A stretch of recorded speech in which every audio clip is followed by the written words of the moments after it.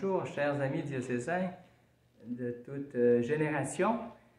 Je suis heureux, par le biais des médias, de vous offrir mes vœux en ce temps de Noël et en même temps vers le début de la nouvelle année. Je voudrais vous offrir des vœux sous forme de souhaits, bien sûr, que de santé, de bonheur et en même temps de persévérance devant des défis qui sont les vôtres. Mais au niveau diocésain, avec le conseil diocésain, conseil des prêtres, l'équipe immédiate des agents de pastoral, nous avons discerné ensemble, étant dans cette phase du synode vers 2023, que notre priorité était de marcher ensemble en favorisant des petits rassemblements de partage de vie et de foi pour renouveler notre appartenance et aussi entraîner notre humanité dans cette bonne nouvelle qu'est le Seigneur Jésus lui-même. Je reprends ces éléments brièvement. Marchons ensemble. Il a été important que dans la pandémie, les personnes ne se retrouvent pas isolées ou seules. On en voit les conséquences. Eh bien, le marcher ensemble devient de plus en plus une condition de vitalité de nos liens, mais aussi de vitalité de notre humanité. Marchons ensemble. Dans cette dernière année, on a appris à marcher ensemble avec des pays qui vivent la guerre, qui vivent des difficultés politiques. Et ce marcher ensemble, il est large. Mais plus près de chez nous, dans notre diocèse. Pourquoi marcher ensemble? Parce que c'est ensemble que nous retrouvons des repères et une direction. Ces repères nous viennent de la parole de Dieu qu'il nous faut davantage écouter ensemble, en s'écoutant les uns les autres lorsqu'on la partage. Le repère de la parole de Dieu nous invite aussi à relire les événements avec foi et confiance. Dieu accompagne son peuple et il nous accompagne aujourd'hui pour que nous écrivions des pages d'histoire sainte là où nous vivons et qu'à travers cela, nous discernions comment, comme baptisés, nous apportons à notre monde une bonne nouvelle concrète à travers notre témoignage de vie. Marchons ensemble dans des petits rassemblements. Pourquoi des petits rassemblements? Est-ce que c'est parce qu'il y a moins de pratiquants, il y a moins de monde, et on n'a pas le choix, c'est tous des petits rassemblements?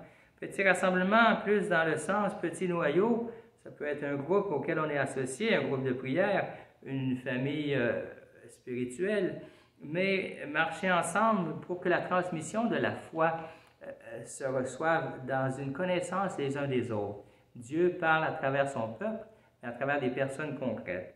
Et on peut dire que l'Évangile nous encourage dans ce sens.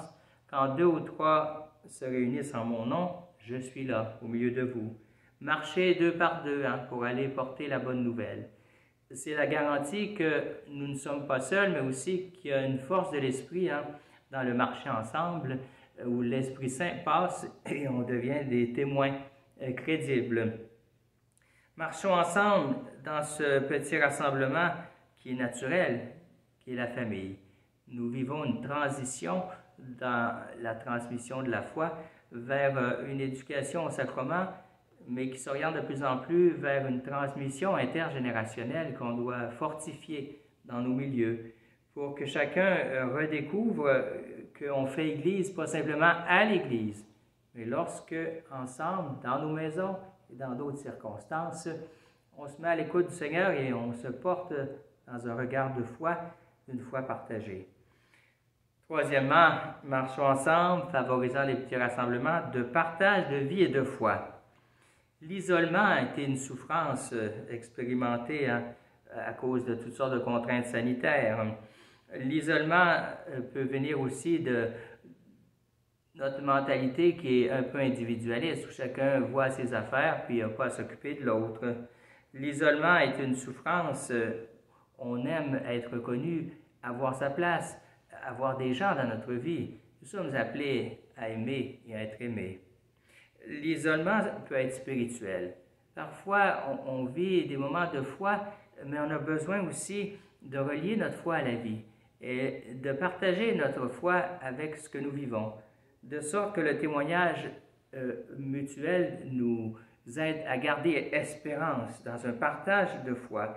Et c'est à partir du moment où la foi et la vie se relient qu'on reconnaît les appels de Dieu, qui nous parlent en toutes circonstances et qu'on reconnaît aussi les appels qu'il nous envoie pour sortir de nous-mêmes et pour être en sortie pour manifester l'action de Dieu, en prenant plus conscience dans ce partage de vie et de foi.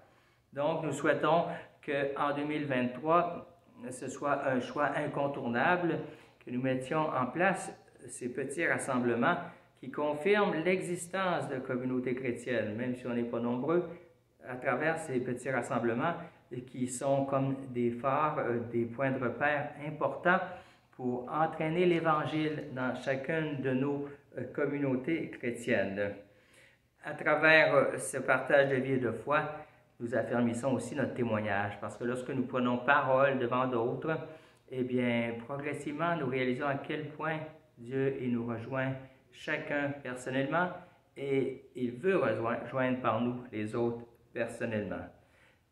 Puissions-nous, en cette belle année qui va commencer, être en état de mission, en nous remettant en route dans cette direction, de marcher ensemble, petit rassemblement, partage de vie et de foi.